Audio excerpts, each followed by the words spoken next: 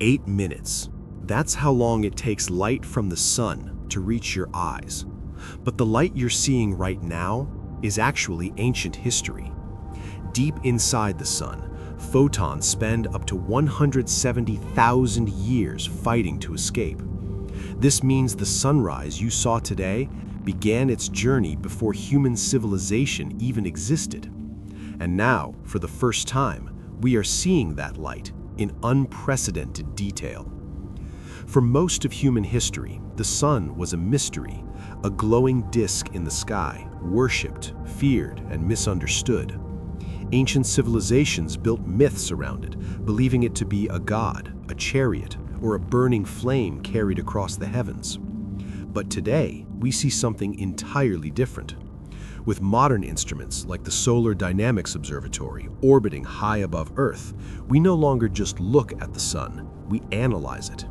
Not in visible light alone, but across the electromagnetic spectrum. Infrared, ultraviolet, extreme ultraviolet.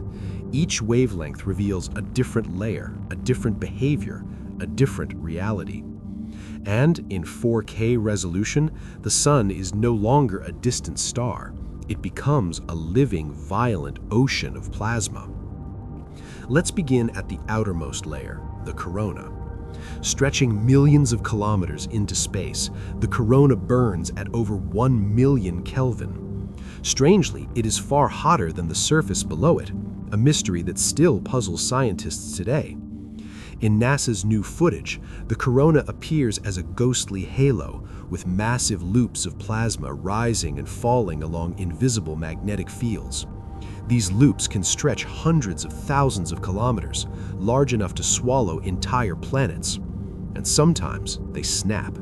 Like a stretched rubber band suddenly breaking, the sun releases colossal bursts of energy known as coronal mass ejections. Billions of tons of charged particles are hurled into space at millions of kilometers per hour. If directed toward Earth, they can disrupt satellites, communications, even power grids.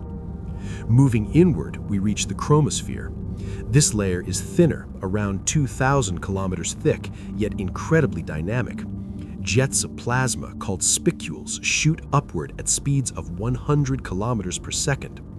Imagine standing on Earth and watching something travel from one city to another in a fraction of a second. That's the scale of motion here.